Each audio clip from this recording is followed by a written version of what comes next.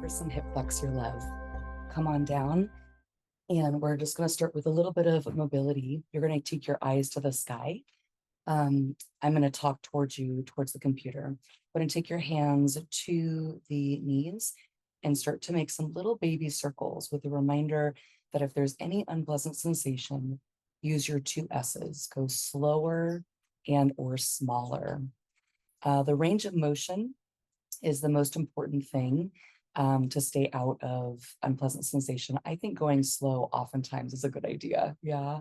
Go and reverse that direction and notice that little circular massage at the sacrum, at the low back. Nice. And then go ahead and drop the feet on down one at a time. Take your hands to your hip flexors themselves.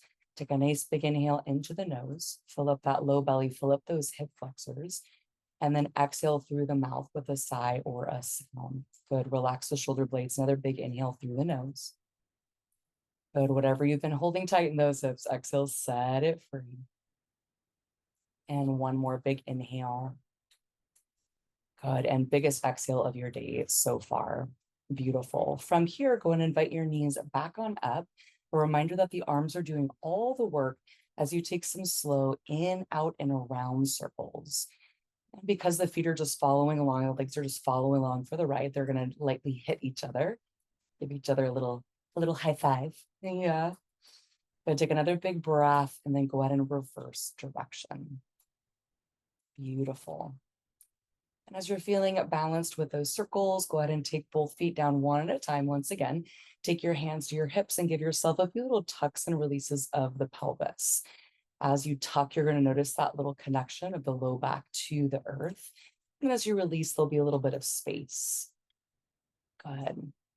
And on your next two, and on your next one, go ahead and kiss that low back to the earth. Relax the shoulder blades again. Take a nice big inhale through the nose. Exhale, send this one to your low back. Good. Another big inhale through the nose. Exhale directly to the low back. And one more big inhale through the nose. Beautiful. And exhale into the low back. From here, we're going to take the arms open wide. We'll also take the feet open wide. And we're going to start really small with that range of motion. Go as slow as you need to.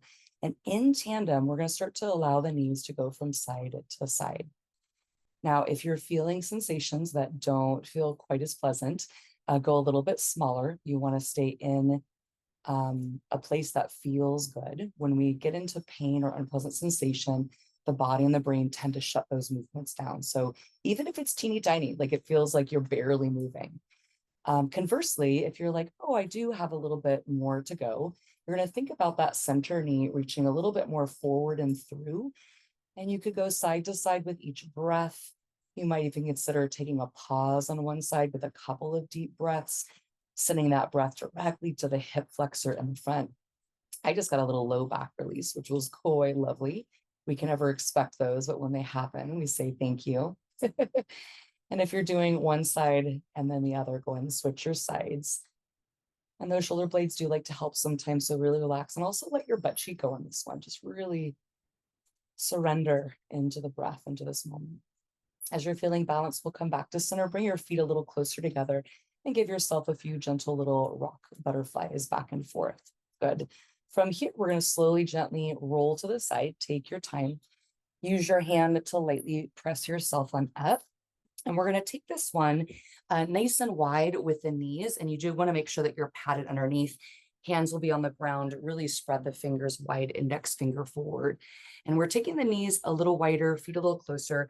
And we're going to take some more mobility here, bringing some energy, bringing some blood flow, bringing some awareness into those hips. And you can go as slow and or as small or as big or as fast as feels good.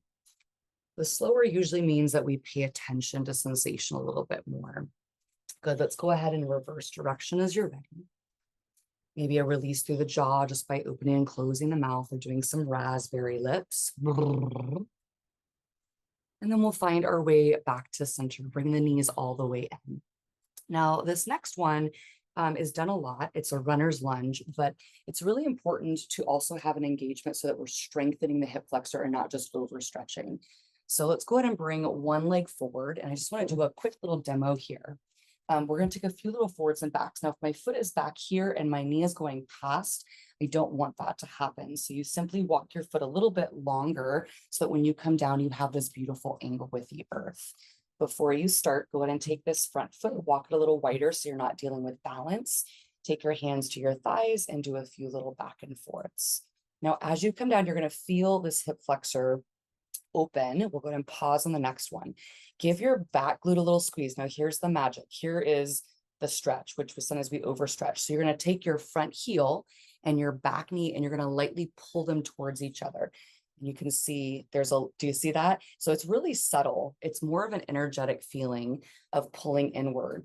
Good. Take a nice big inhale and a bigger exhale. Keep pulling inward on that diagonal. Lift that heart. Big inhale.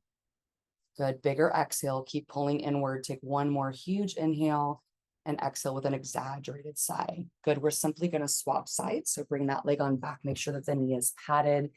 Take your other foot forward. And then just take a moment to see, am I going past the knee? Do I need to walk that foot up a little bit? If so, do it. And then take that foot a little bit wider so you're not dealing with balance. Take a few little back and forths as you feel into this other leg, which could feel similar, but it could also feel very different. Yeah. As you're ready, we'll come down and through on the next one. We'll give that back glute a little squeeze. Remember, we're taking the front heel, the back knee, and we're pulling in kind of on that diagonal. Good. Lift the heart, soften the shoulders. Keep pulling inward that whole time. Big inhale.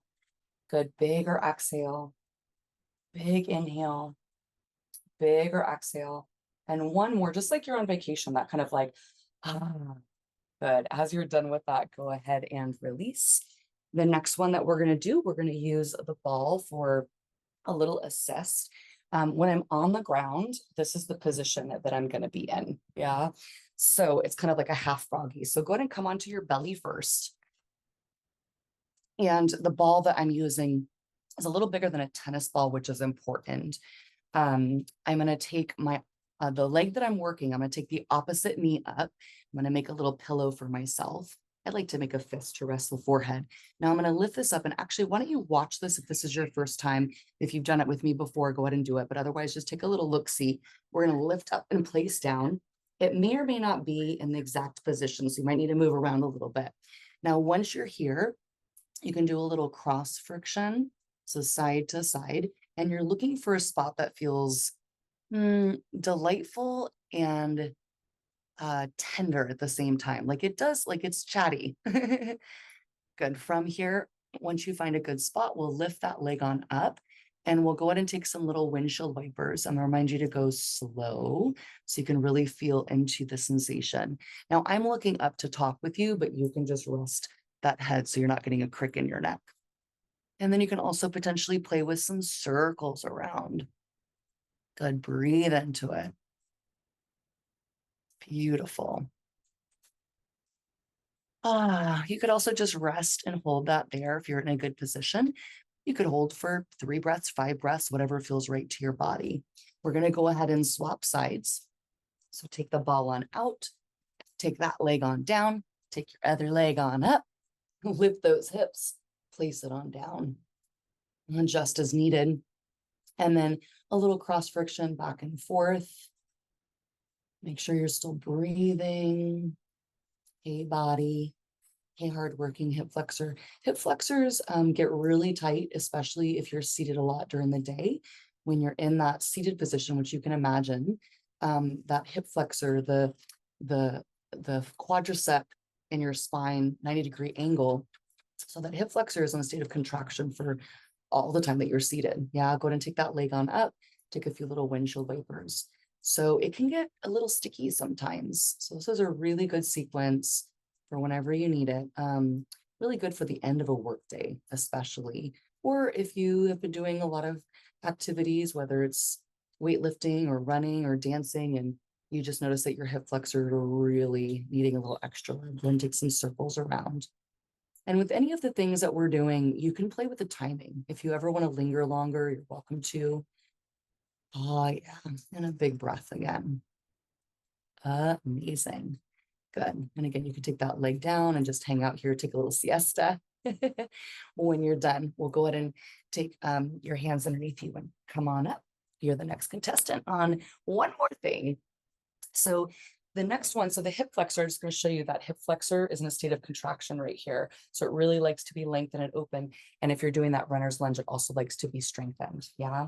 So for our last one, and this is really the only way to let the hip flexor just completely relax in this position. It is important that you have a chair or something, not a wall where you're just, sometimes if you put your legs on a wall, it needs to actually be fully supported.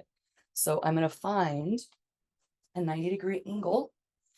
Pull this in a little bit. So I'm really going to see. And if I was doing this on my own, I would put a little pillow underneath me just to lift a little bit higher. So I have a 90-degree angle here, and then I have a 90-degree angle here. And then you can take your hands to your hip flexors. And if you go ahead and take your knees open and closed, do you feel the action? Good. And then let that go. And you should feel everything in there soften. Yeah. Now, as you're here, you're welcome to take your hands over your heart. You're welcome to take your arms out to the sides for a little baby heart opener. You're welcome to take them up above you in cactus, or potentially take the arms in a little butterfly. It's going to depend on the shoulder, the mobility of the shoulder today, but do what feels good to you. Take a nice big inhale through the nose and exhale through the mouth, sighs or sounds. And just make sure nothing's holding in those hip flexors. You're being held by the earth underneath you and the table or the ottoman or whatever you're using. Big inhale. Big or exhale. Big inhale. Like you're slightly fogging a mirror. Exhale. Big inhale. Big exhale. And one more. Big inhale. And big or exhale. And then allow the breath to return to normal. And if you are so cozy, you can stay here as long as you like. If you're ready or need to move along with your day, gently roll to a side, maybe push that prop away, and then voila, and repeat as often as you need it. I hope you enjoyed. Let me know how that went for you. Much love.